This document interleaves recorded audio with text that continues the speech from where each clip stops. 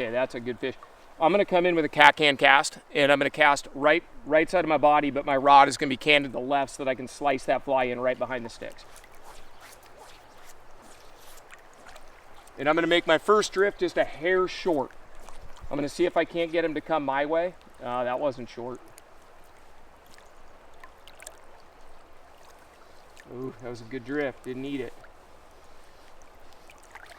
Okay, give him a sec. So rather than just rapid fire over him, okay, he's back up again. I'm gonna let him come back up and get a little confidence. That's a good drift. That was where I wanted it. That took so long the camera wasn't even on. We finally got that big fish that was sitting in the slack water that had been just schooling me to finally eat. It just took cast after cast after cast. You have to understand, there are a lot of bugs for them to choose from. And I'm on 5X tippet, so this could take a minute here to get him in there. But on these little hooks, especially barbless, you see how low my rod angle is? That really helps. I know I'm trying to give you advice after I missed about 5 nice fish, but that low rod angle really helps keep that smaller hook in there. So see if we can get him in the net here. It's a very nice trout. And the cool thing is you get to watch him eat again and again and again. We changed flies several times. And finally figured it out, but that King Zeppelin Caddis, without a doubt, has been our best bug. Just based on the fact that we were able to get fish to eat again that had eaten a parachute caddis before. And even after all those presentations, they still came back up. Yeah, rainbow. Oh, come on, buddy.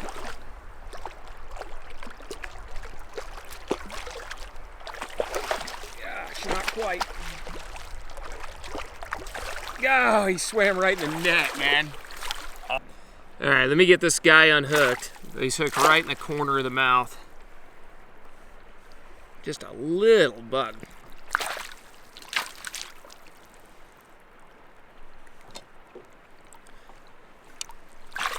And yeah, let's just get a good look at him swimming away. There we go. Yeah, that was fun. Lots of attempts and lots of action, lots of rising fish there. Yeah, you have to be persistent, especially when there's a lot of bugs on the water. It may take a lot of drifts to get them to eat, so just stick with it. We're gonna try one more fish here, and then we're gonna get in the boat and move down around the bend. That's 4, dude.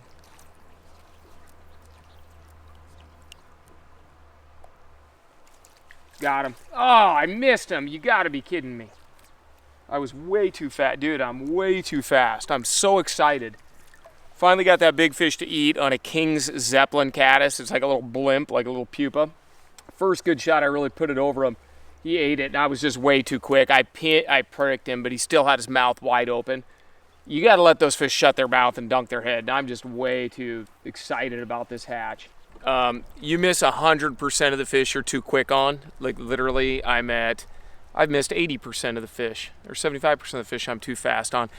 You got to slow down and let that fish close its mouth and dunk its head. Better to be smooth and slow than real quick, especially with these small hooks. So we got another fish marked right up here that my son spotted. So we're gonna make an upstream approach on this. And if you get your angle right, there shouldn't be any mending at all. If you stand in the right spot and choose the right angle, you shouldn't have to mend these presentations.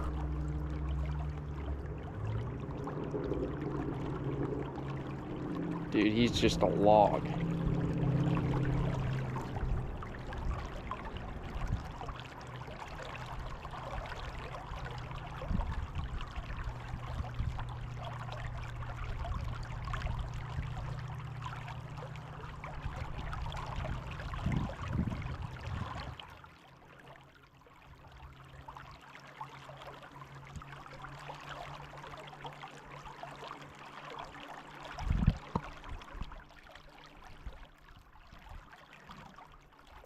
There he is. Got him. Oh, come on. Stay on this time. Stay on this time. All right. Okay, so, oh my God. Oh, he was playing possum for a second. So I threw cast after cast after cast because there's just bugs pouring down the lanes, as you can see. But one trick is like, oh my gosh, beautiful rainbow. One trick is progressively I started landing the fly closer and closer and closer to the fish. And sometimes, like when you have your cast really dialed in, sometimes actually letting the fish see the fly land rather than drift it in from way out is very beneficial. He's already halfway to the boat. We're gonna run down to the boat and grab the net, and we'll net him downstream. Come on. Oh, got him. That is, I don't care where you go in the world, that is one heck of a rainbow right there. There he is. Woo! It's pretty good. We literally haven't thrown one cast from the boat yet. We just anchored up on a riser, and then all of a sudden we started seeing one more, and then that fish we'd already hooked once. We went back and got him. How freaking cool is that? One thing I will tell you though, there are times when this caddis hatch will leave you scratching your head and infuriated because you might have all the caddis in the world, but they don't rise.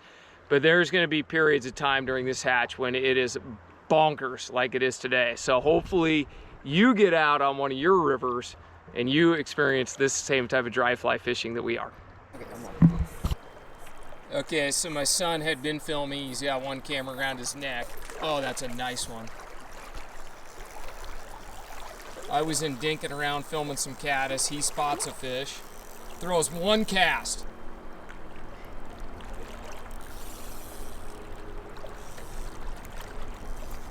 One cast, dude. I should let him do all the fishing.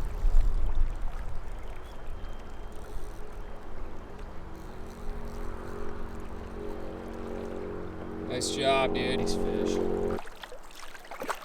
Nice. Wow, nice trout, man. Way to go, man. Let's take a look at this guy. Beauty on that Zep Caddis again. Gorgeous. All right, man. What happened there? Dude, they're hungry. Man, he was just two really aggressive risers. First cast right over him, and he just exploded on it. Found it. Good job. Let him sneak in a couple of casts. Hammered him. I think he's already unhooked, man. Just let him swim. Sweet. Look at this guy. I was in there filming the caddis flight. I mean, I don't know. The video won't do it justice. The volume of bugs we're seeing here today. Incredible.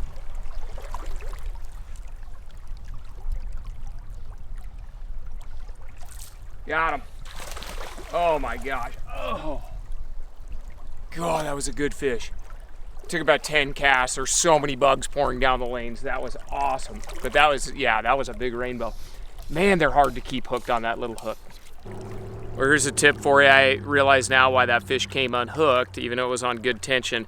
My hook was pretty severely bent from the last two fish that my son and I caught on this. So I'm just gonna take that little light wire dry fly hook and bend that thing back in a little bit.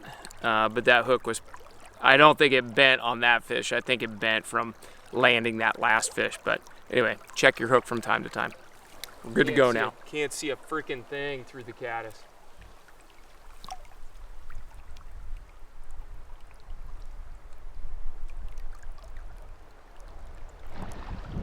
Hey, so what we're doing now is we got in the boat for the first time, and we're going to start just hunting for risers. We have the luxury of a drift boat. Not everybody is going to have a boat, but we'll talk a little bit about how we like to kind of conquer this hatch. I'm not even going to blind cast with a little caddis with the literally millions of caddis that are out here, but we're going to row really slow along the banks, and we're just keeping our eyes peeled downstream, especially around stick piles like that right down there, and anywhere along the bank, then anywhere with shade. But right now we're going to switch banks, and we're going to head over to that big tree over there. There's a little better shade line. But really, we're just looking for sight casting opportunities. We're going to use our eyes and not get distracted by blind casting with the rod, and really just look for that one feeding fish, figure out his pattern, figure out exactly how he's eating. Is his head coming up onto the surface? If his head's coming up out of the water, that's a player. That means he's eating adult caddis off the surface. If we're just seeing a little splash or a boil, that fish is feeding just subsurface. That fish can sometimes be caught on a dry fly, but oftentimes that fish is going to be tough to catch, or you're going to need to run a little emerger or a little nymph under the surface. Not as interested in those ones in with today's conditions and today's bite. So looking for heads all the way up out of the water, hunting the backsides of dead stick piles, and anywhere there's a little additional shade is really what we're looking for. So we're going to start hunting kind of right in here around this big tree, keeping our eyes peeled. Both my son and I just looking for splashes. I told him he gets me into 2 more fish, and then he's up to bat here. And nobody feel bad for him. He's getting paid. He's an employee of Red's Fly Shop. So people are like, oh, I think you should let your son fish. Oh yeah, and get paid? I never had that luxury until I was like 40. In fact, I'm still not sure it's working like that. But anyway, he's gonna try to get me into a couple of fish somewhere along this bank right in here. We're gonna have some lots of pocket water dead sticks, and we're really gonna peer and put our eyes on the shadowy stuff right in here. Okay, we did a little head hunting. Took us about half mile, not uncommon.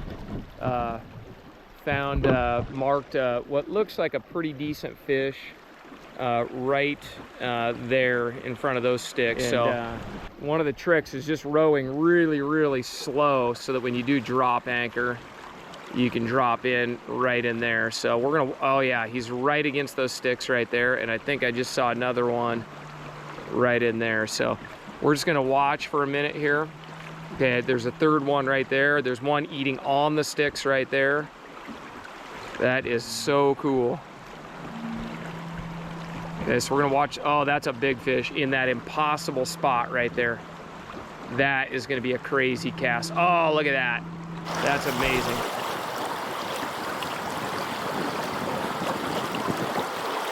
Oh, that's, dude, how are you gonna get him? Very carefully. You wanna maybe move down a little bit? Okay, this fish is like in the impossible spot. I'm probably gonna lose a fly, just saying, but it's so cool. He's like tucked into the tightest spot in the sticks right here. So I've gotta lay my cast over some sticks and just hope I get an eat before my fly goes into the next sticks. In fact, I think I'm probably gonna sit down just to get a little lower.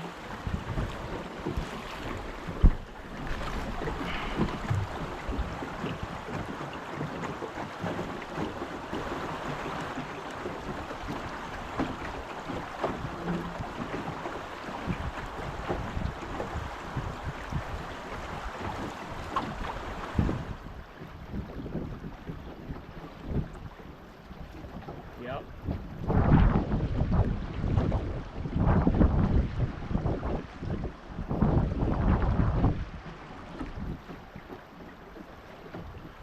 Oh my gosh, he's just rising like crazy.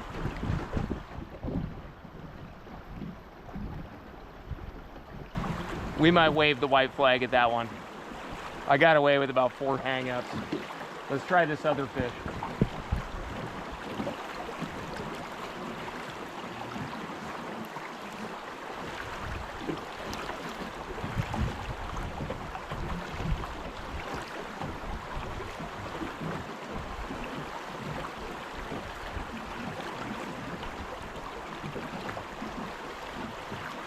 Oh, that'll get eaten.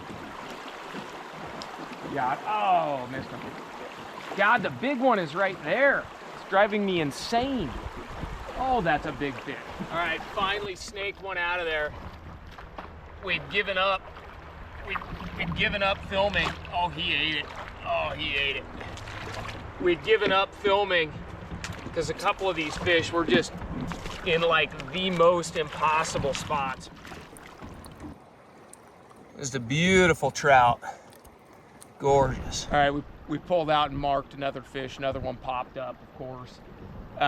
when you're fishing from the boat, it's really important, if you're gonna fish from an anchored boat or casting across really fast water, that you angle downstream and then a little left reach. Like, there's a lot of casting technique involved in being a good caddis angler. Like, I've been humbled many times today. Like, you need to be dead ass accurate and then throwing a little reach or a little English to pre-mend that thing just so it hits and fishes right away is important. There's a fish in here, based on the number of bugs that are on the water, it's not gonna be a one-shot deal. But I'm gonna go ahead and run a series of casts, and you can notice I'll be giving it just a little left reach. And once I get the distance dialed in, I'll go ahead and repeat with pretty quick repetitions just so I can get into his feeding rhythm at the same time.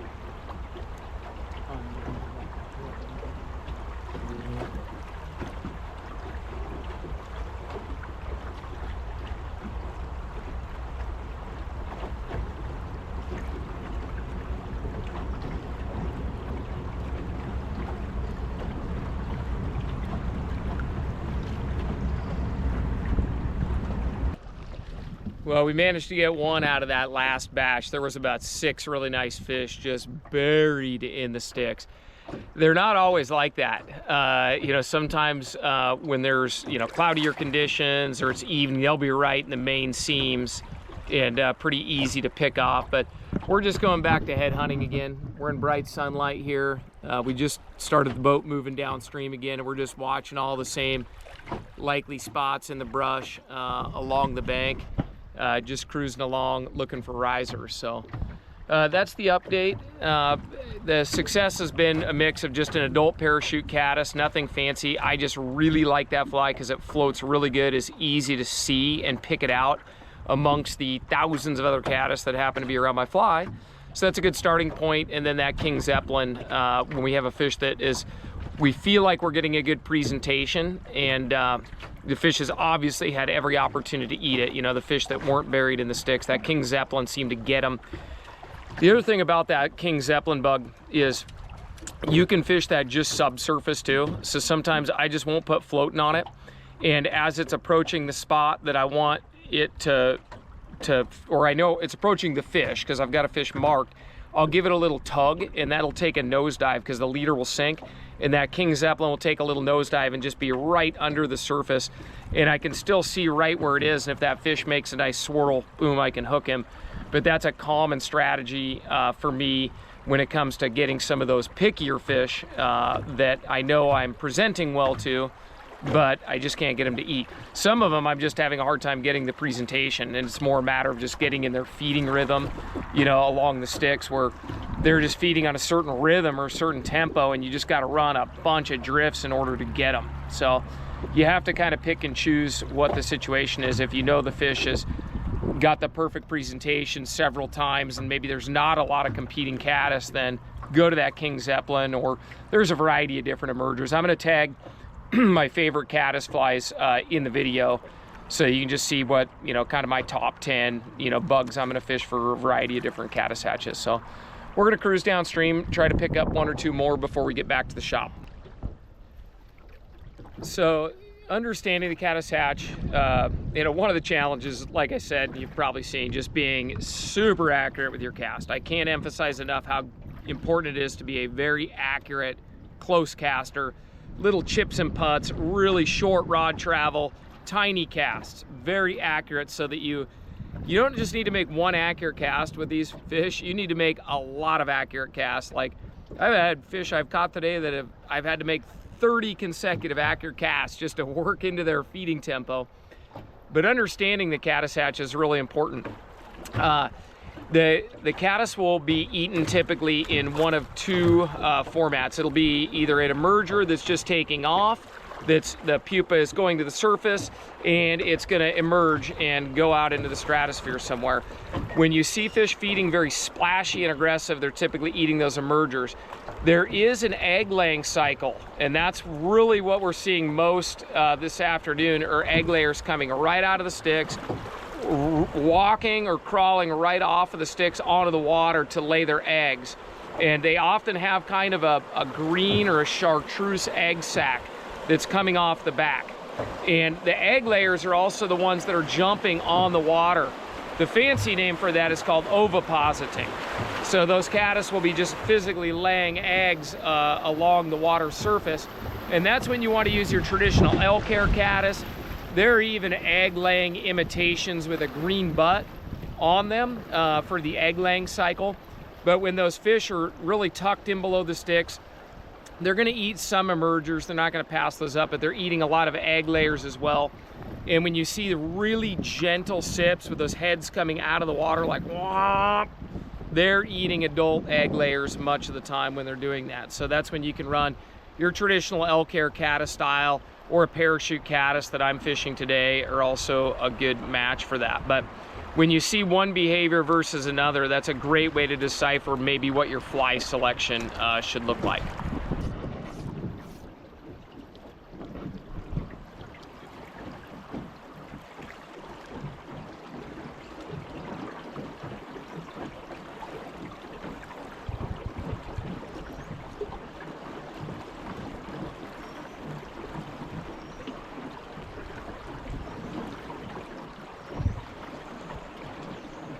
There he is, got him. Nice. Right from under that stick.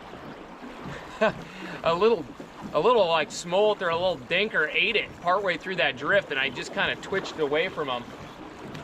That is too much fun. That was a much easier fish to catch. We're finally in some shadows down here, and there's a few less bugs. Yeah, nice solid trout. Yeah, there we go. Just get him undone. But there's a few less bugs down here. And yeah, there's a few less bugs, which is super, super helpful as well. But yeah, I think getting into the shadows here was beneficial, because that just took 2 casts, which is how it should be. It shouldn't require 20, 30, 40 casts like some of those fish did earlier. So we're gonna keep bumping down. We spotted that fish while we were moving. Didn't even have the rod out, just had it reeled in, hooked, and got the boat position good. Made a couple shots. That's how it's supposed to work.